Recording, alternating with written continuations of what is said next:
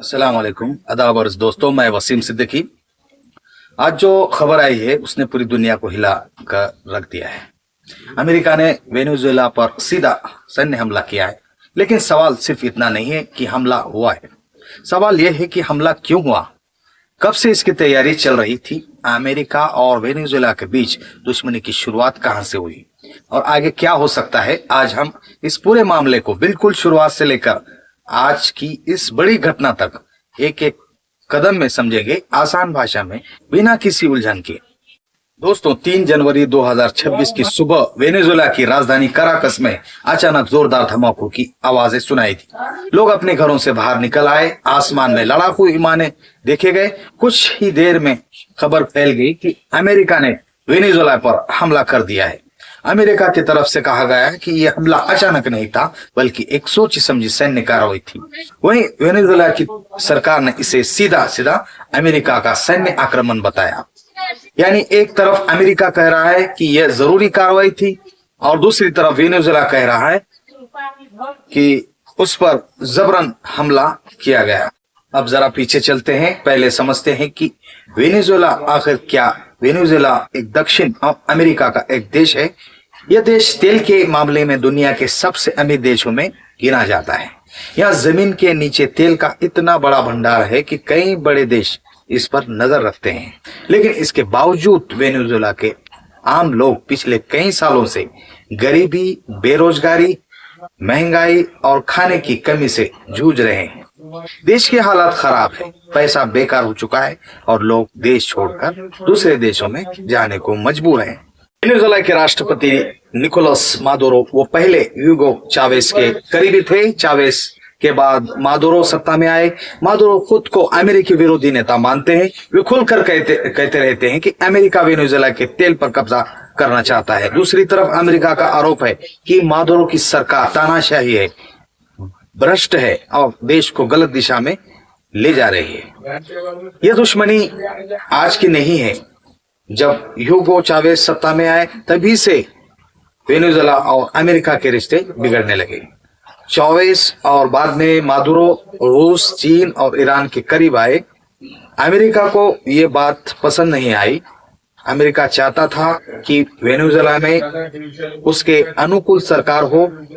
धीरे धीरे अमेरिका ने वेनेजुएला पर आर्थिक प्रतिबंध लगाए, तेल बेचने पर रोक लगी, बैंकिंग सिस्टम बंद कर दिया गया। इससे वेनेजुएला की हालत और खराब होती चली गई। अमेरिका ने मादुरो पर नशीली दवाओं की तस्करी के आरोप लगाए। अमेरिका का कहना है कि वेनेजुएला ड्रग सप्लाई का बड़ा रास्ता बन गया है और मादुरो सरकार इसमें शामिल है। मादुरो इन आरोपों की पूरी तरह झूठा बताते हैं। वे कहते हैं कि यह सिर्फ बहाना है, असल मकसद तेल और सत्ता है। हाँ दोस्तों, अमेरिका ने सीधे तारीख नहीं बताई, लेकिन कई बार खुली चेतावनी दी थी। अमेरिकी राष्ट्रपति और उनके अधिकारी कई भाषणों में कहते रहे कि वे वेनेजुएला को सबक सिखाया जाएगा। अमेरिका नौसेना कैरिबियन समुद्र में लगातार अभ्यास कर रही थी। यानी हमला अचानक नहीं था, बल्कि तैयारी लंबे समय से चल रही थी। हमले की शुरुआत रात के अंधेरे में हुई। पहले वेनेजुएला के सैन्य ठिकानों को निशाना बनाया गया। इसके बाद सरकारी इमारतों और रणनीतिक इलाकों पर हमले की खबरें आई। अमेरिका का दावा है कि उसने आम लोगों को नुकसान नहीं पहुंचाया, लेकिन वेनेजुएला का कहना है कि कई इलाकों में डर और अफरा तफरी फैल गई। यह है कि अमेरिका की तरफ से कहा गया कि राष्ट्रपति मादुरो उनके कब्जे में है। हालांकि वेनेजुएला की तरफ से इस दावे को पूरी तरह से स्वीकार नहीं किया गया। यानी इस मुद्दे पर अब भी बहुत कुछ साफ नहीं है।